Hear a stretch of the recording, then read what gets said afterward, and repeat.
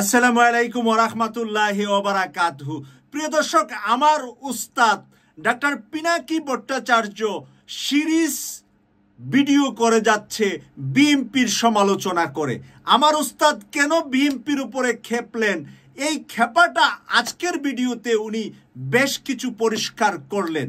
পঞ্চম সংশোধনীর মাধ্যমে জিয়াউর রহমান সাহেব ৭২-এর সংবিধানের ম্যাক্সিমাম জিনিস বাতিল করেছিলেন। এখন সেই ৭২-এর সংবিধান ফেরত চাচ্ছে বিএনপি, কিন্তু পঞ্চম সংশোধনীর ভিতরে জিয়াউর রহমান যেই সংবিধান করেছিলেন সেটা নাকি বিএনপি চাচ্ছে না। উনি পরিষ্কার করে ওনার ভিডিওতে বুঝিয়ে দিয়েছেন আমাদেরকে। তাই আমি একটু ওনার মুখ থেকে ওনার কথাগুলা আপনাদেরকে রেকর্ডটা শোনাবো, তারপরে আমি ফিনিশিং বিশ্লেষণ করব। জিয়ার সংবিধান চাইতো মানতাম, ওই জিয়ার সংবিধান থাকলে হাসিনার ফ্যাসিস্ট শাসন চালু করতে পারতো না। জিয়ার সংবিধান হচ্ছে পঞ্চম সংশোধনীর সংবিধান, সেইটা বিএনপি চায় না, চায় ৭২-এর সংবিধান। নিজের ইতিহাস নিজের ঐতিহ্যের বিরুদ্ধে দাঁড়াইতেছে বিএনপি। বিএনপির কেরা উঠিছে তাই নিজে দাঁড়াইতেছে জিয়ার বিরুদ্ধে। এইবার বলেন, এই বিএনপি তৃণমূলের কর্মীরা আপনাদের আবেগের সাথে, জিয়ার রাজনৈতিক উত্তরাধিকারের সাথে আজকের বিএনপি বেইমানি করছে কিনা আপনি বলেন। কার জন্য করছে এটা জিজ্ঞেস করেন আপনাদের নেতাকে।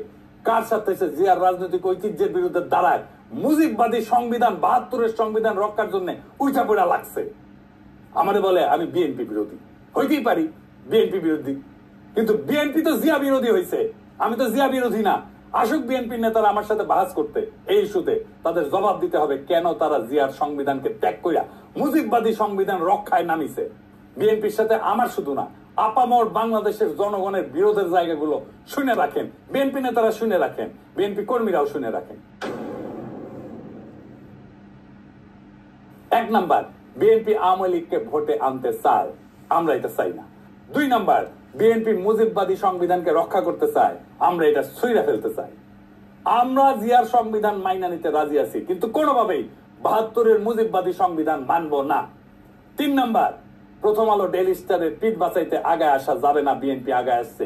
প্রথম আলো ডেইলি স্টারের হোগা যারা চাটবে তাদের সাথে কোনো পীড়িত নাই, তাদের সাথে ঐক্য অসম্ভব। ৪ নাম্বার, বিএনপিকে ভারত প্রেম ছাড়তে হবে। বিএনপি ভারতের সাথে ২০১৯ সালে সম্পর্ক করতে গেছিল, পাত্তা দেয়নি ভারত।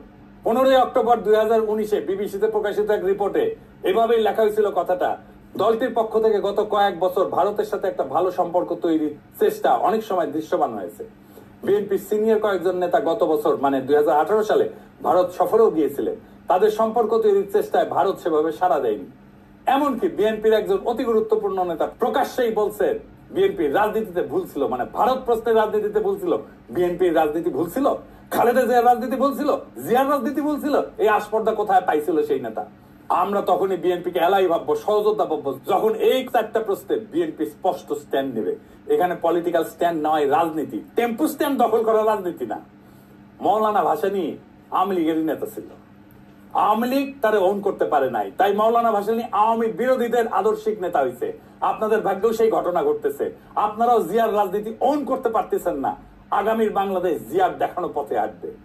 জিয়ার প্রিয় দর্শক, আপনারা পিনাকি ভট্টাচার্যের মুখ থেকে জিয়াউর রহমান সাহেবের অনেক প্রশংসা শুনেছেন এবং জিয়াউর রহমান সাহেবের পঞ্চম সংশোধনীর মাধ্যমে সংবিধানে যেই জিনিসগুলা এনেছিলেন, বিসমিল্লাহির রহমানির রহিম, আল্লাহর উপর ভরসা করা, এই সকল কিছু উনি এনেছিলেন জিয়াউর রহমান সাহেব পঞ্চম সংশোধনীর মাধ্যমে।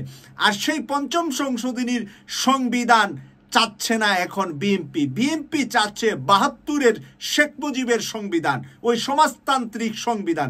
সেই কারণে পিনাকি ভট্টাচার্য আমার উস্তাদ খেপে গিয়েছে বিএনপির উপরে, কিন্তু উনি জিয়াউর রহমানকে অন করেন, মরহুম প্রেসিডেন্ট জিয়াউর রহমানকে শ্রদ্ধা করেন।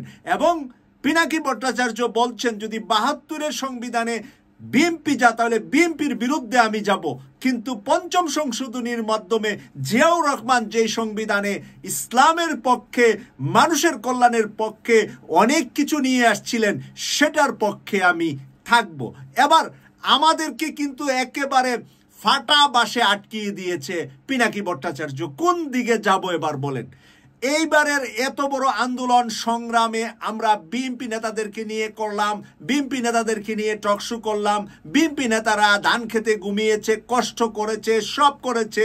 পিনাকি ভট্টাচার্য বিএনপি নেতা কর্মীদেরকে উৎসাহ উদ্দীপনা জাগিয়েছে, দিন রাত খাটাখাটি করেছে। এখন ৭২-এর সংবিধান, এখন ওই যে চুপ্পু প্রেসিডেন্ট, এখন এই ধরনের কিছু কিছু জায়গায় বিএনপির সাথে ওনার লেগে গিয়েছে। এই লেগে যাওয়াটা থেকে আমরা চাই যে খুব সহসাই একটা সমাধান আসুক। বিএনপি নেতারা বোঝার চেষ্টা করুক যেই মানুষটা এই দলের জন্যই এত কিছু করেছে, এবং যারা অনলাইন সোশ্যাল মিডিয়া দেশে বিদেশে আমার মতো ছোট মানুষও যারা কথা বলেছেন, সবাই কিন্তু বিএনপি আর জামাতের পক্ষেই বলেছেন।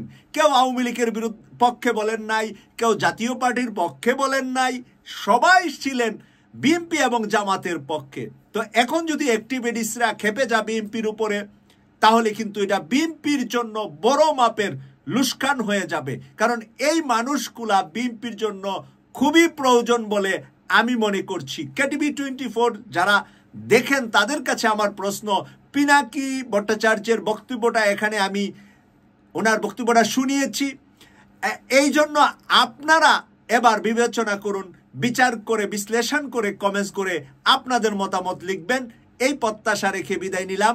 আমি সৈয়দ মাসুক, লন্ডন থেকে। আল্লাহ হাফেজ।